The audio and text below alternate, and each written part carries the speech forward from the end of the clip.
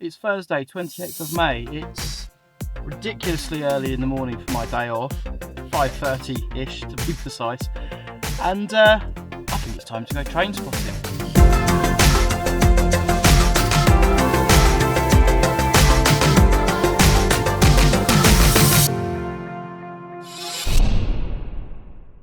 Hi guys, Richard here from Dabrau and welcome to another train spotting video. I say another one, this is actually the first one I've done in the UK, all the previous ones have been in Portugal. And in typical train spotting fashion, with my luck, it's already gone completely wrong. I'm down near Eastleigh, somewhere in Hampshire, actually standing in the middle of a field at the moment. I've come down, I've met up with one of my mates called Josh, who's local to the area, is going to show me around, going to take me to a few places that are good for train spotting, Southampton, Eastleigh Yard. Might venture up to Reading a bit later on, we'll see how things go. But yeah, like I say, my luck, there's been an incident at Winchester with the emergency services, so there's nothing moving at the moment anywhere. So we've kind of moved away from Eastleigh, we've come over to the Romsey, Aldershot, Salisbury branch line over in that area. I'll put an animation up on the screen now. Yeah, and there's not much moving over here, so we'll carry on and see how we get on.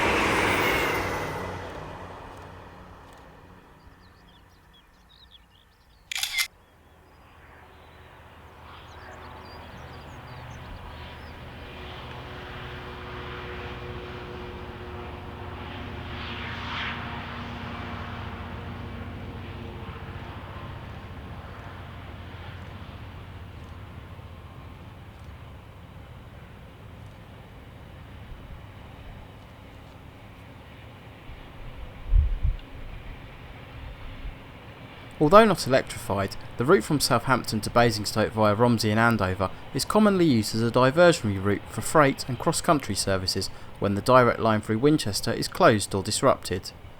With the incident at Winchester concluded shortly after our arrival, we didn't manage to see many diverted services, so decided to move on to our next location.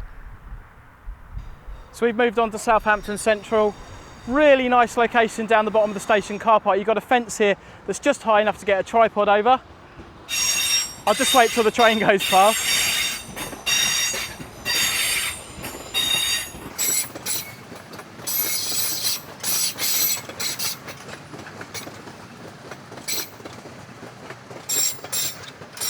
Yeah, just high enough to get a tripod over down the bottom of the station car park. We haven't paid to park because we can see the car, we can make sure it doesn't get a ticket. Yeah, naughty, I know. I'm informed reliably by my guide, Josh here, the local lad from Southampton. He's been kind enough to come out with me, he's a bit camera shy.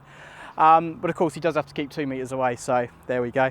I've been informed reliably it's a really good location here. You've got the Western Docks and the Eastern Docks here, you've got an aggregates terminal, you've got a car terminal, container terminal, you get a lot of freight through here. So you've got Freightliner, GB Rail Freight, DB Cargo, lots of stuff going on, as well as loads of passenger stuff. You 158s, 159s, GWR, South Western Railway, Southern out at the other end of the station, but I don't think we're going to venture out there. 166, Voyagers, cross country, so absolutely loads of stuff to see through here. We're going to hang around here for a little while. If you're watching this video sort of as it's just uploaded, you might have seen on my Facebook page, I've just put a poll about where we're going to go next. We're either going to head down to Dawlish or we're going to head up to Tilehurst up near Reading. So I've just put a poll on the Facebook page. We'll see how that turns out later on in the video, because at the time of recording this, I've got absolutely no idea.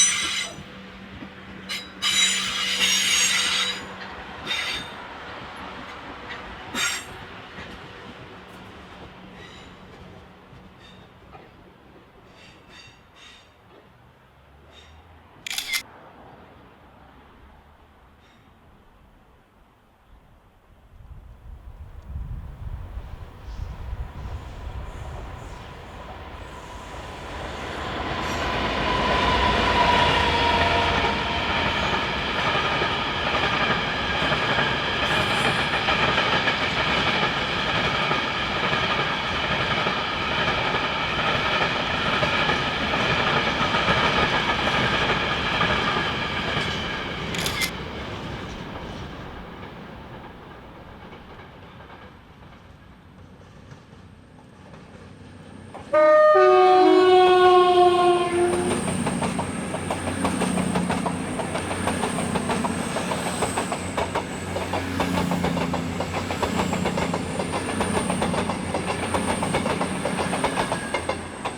4 train operators serving Southampton and the numerous freight terminals, the scene is often a colourful and varied one. Passenger services are principally operated by South Western Railway, serving destinations such as London Waterloo, Weymouth, Bournemouth and Portsmouth. Southern operates services towards London, Victoria and Brighton, with Cross Country operating trains from Bournemouth to destinations such as Newcastle and Manchester. Great Western Railway operate regular services between Portsmouth and Cardiff Central. Without a doubt, Southampton Central has to be one of the best connected stations in the UK.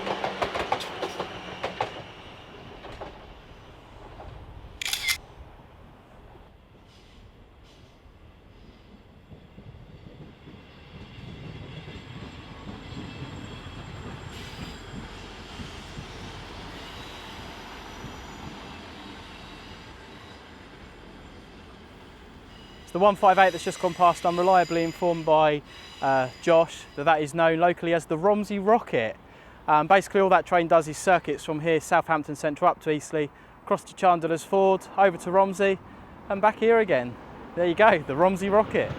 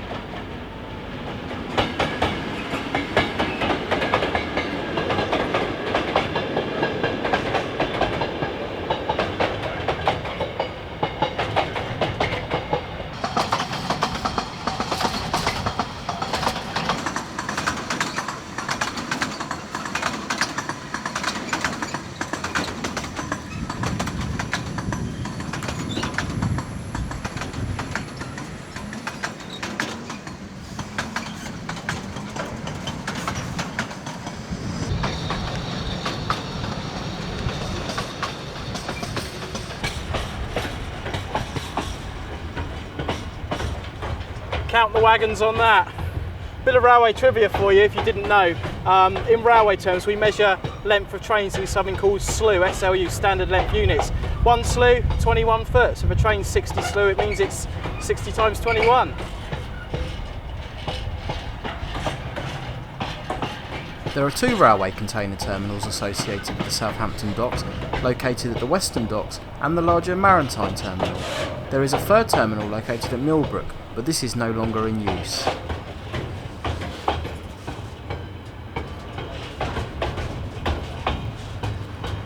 I was hoping to hang around at Southampton for a bit longer to get some more freight, but we've literally just seen on one of the railway Facebook groups there is a GBRF 66 pulling one of the Royal coaches going into Eastlegh Works. So we are going to run as fast as we can because we've literally got like 20 minutes to get it. We're going to go as fast as we can up to Eastleigh and try and get a shot of that.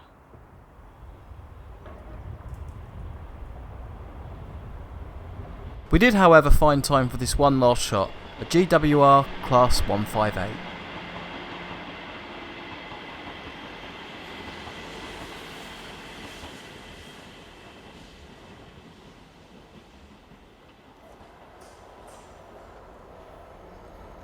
We've literally just made it to Eastleigh. Hopefully we're going to catch the Royal coach.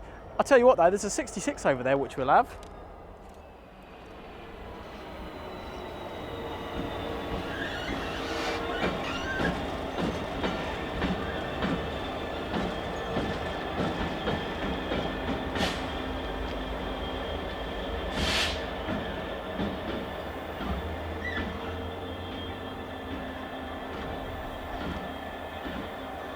Yeah, 66718 shunting in the east yard there. Yeah, we've literally just made it to Eastleigh. The Royal coach should be through any second, so fingers crossed we haven't missed it.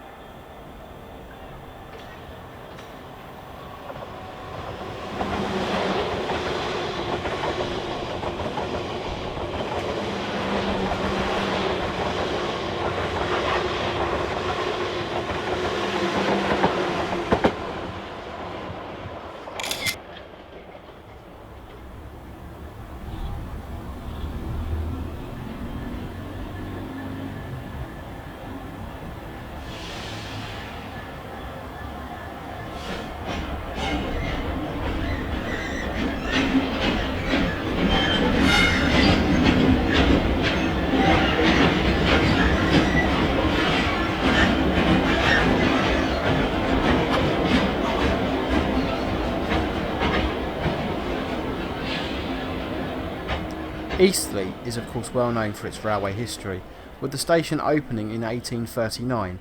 Originally named Bishopstoke, the station changed names to Bishopstoke Junction in 1852 and finally Eastleigh in 1923. The strong railway history associated with Eastleigh comes from its famous workshops, opened in 1891 by the London and South Western Railway. The current workshops and sidings at Eastleigh are always full of a variety of traction and rolling stock, some awaiting repair or refurbishment, others awaiting scrap. Views across the works can be seen from Campbell Road. So we're all finished in Eastleigh now, and I'm just checking on the aforementioned Facebook poll that went up, and I think by looking at this, we're going to Dawlish. So whilst we're on our way to Dawlish, I'm going to do a completely unshameful plug for my second YouTube channel, the Dad Rail Video Library. If you would prefer to watch all these videos without my chit-chatting and everything else, then head over to Dad Rail Video Library, where you'll find all the clips from this video without any overlays, without any chit-chat, without anything like that. And the best thing about the Dad Rail Video Library is you are free to use all the clips in your own projects, subject to the terms and conditions detailed on the channel. Dad Rail Video Library, head over there, click the subscribe button.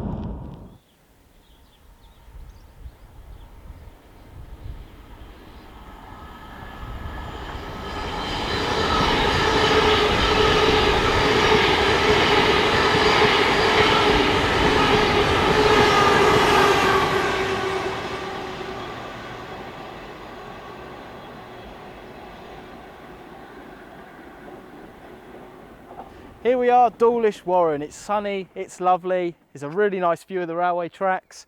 Thank you very much, Facebook poll, for sending us here. So much nicer than Tilehurst near Reading, I believe.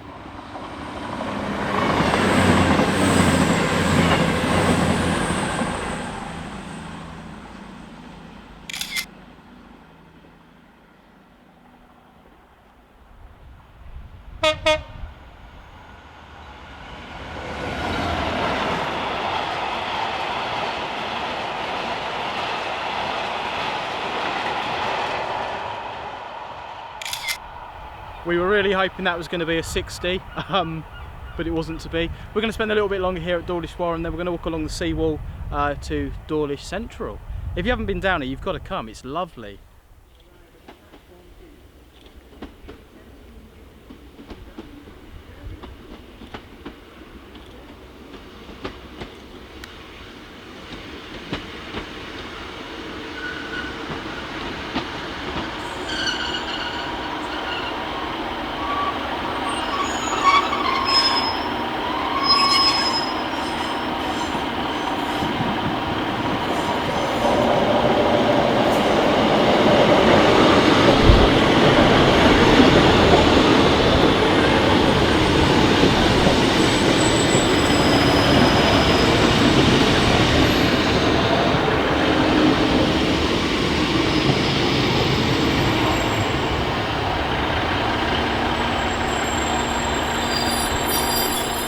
Great Western Railway operates local stopping services through Dawlish and Dawlish Warren to Paignton, Exmouth and Exeter, using a selection of DMUs including 150 Sprinters and 143 Pacers. Intercity services rarely call at Dawlish, but can seen speeding through the station, normally courtesy of a Class 800 Intercity Express train, or IET for short. Cross-country services to Cornwall and destinations in the Midlands, Northern England and Scotland are operated with Class 220 Voyagers or Class 221 Super Voyagers.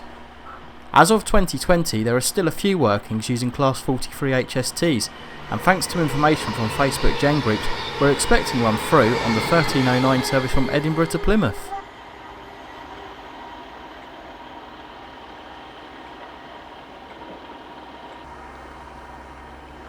Right, time for a little walk along the seawall, I think. We've got some really good gen that there's going to be an HST through here about 9 o'clock this evening, so we're hoping we've still got the light to catch that, and we're going to hang around to see it. So, nice walk along the seawall, but hopefully the driver's going to give it some thrash.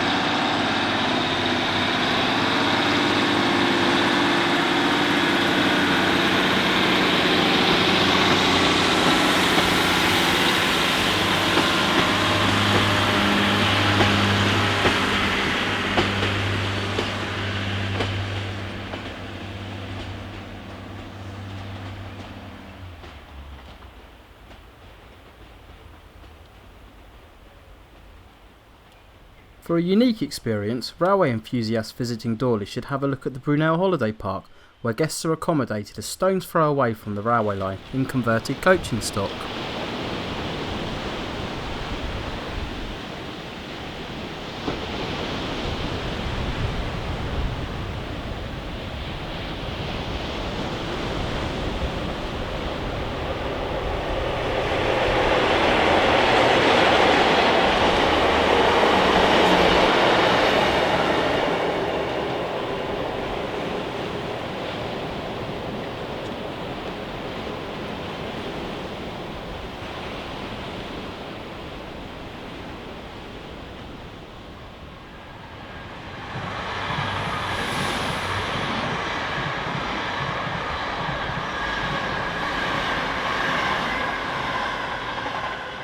Just walking along the seawall here in Dawlish, it's absolutely beautiful.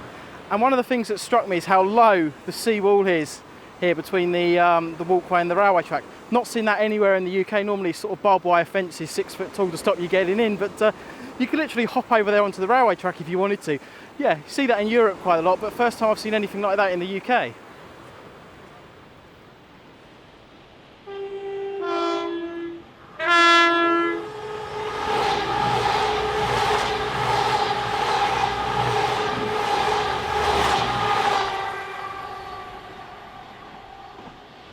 Although beautiful in the summer, in the winter months storms batter the line and cause closures and delays.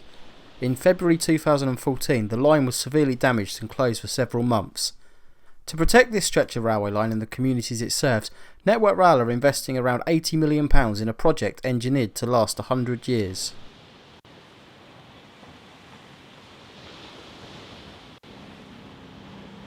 With the HST inbound and lighting unfavourable on the seawall, heading back to Dawlish Warren seemed like a good idea.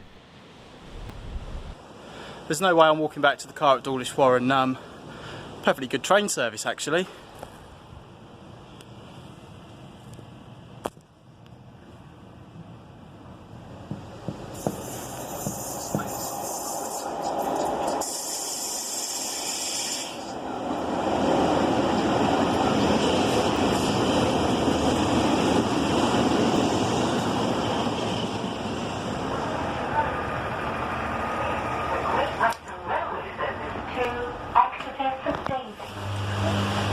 What's better than a 146 pacer?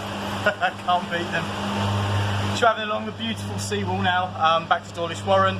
Got another hour to wait down there, and hopefully we're going to get this cross-country HST. Knowing my luck, it'll probably turn out to be a 2-2-hour, 2-2-1 voyage, but we're going to hang around and hopefully, highlight of the day, we're going to get an HST.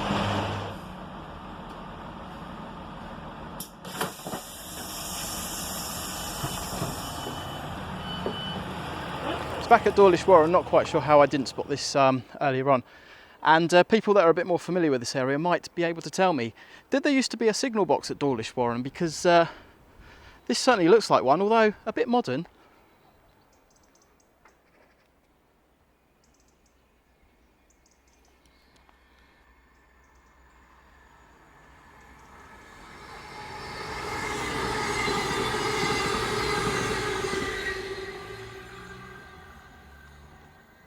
We've waited around in Dawlish for a good couple of hours. That was supposed to be an HST, according to the gen, but that's just the way it goes sometimes. Jen was wrong, but never mind, we've had a good day anyway. And so we come to the end of another train spotting adventure, first train spotting adventure in the UK. I've inadvertently ended up at Dawlish, and I live in East Sussex. So I've got about a 250 mile drive home now. I'm not quite sure how I ended up here, but nevertheless, it's been a fantastic day. Don't forget, guys, if you want to see the clips of the trains without me talking, without all the dialect, then head over to the Dad Rail video library page. I'll put a link in the description below. There you'll find all the clips of the trains without the narration, without the talking, without the sort of presented style. And of course, being the Dad Rail video library, you're free to use those clips in your own projects, subject to the copyright details on the page. So yeah, head over to the Dad Rail library. Subscribe over there, that would be absolutely fantastic, really appreciated. And don't forget, of course, if you do like this, if you have enjoyed this video and you do like Dad Rail and you want to see more content like this, like this video, hit the subscribe button. If you want to get in contact with me, you can do on my social media channels, which are somewhere on the screen down there. Don't forget to check out my other videos, including my train driver vlogs, and why not check out some of my other train spotting videos. There we go, guys. I'm ready to go. Nice 250-mile drive home for me. But thanks very much for watching, and hopefully I'll see you in the next one. Oh, and remember, create, share, and inspire.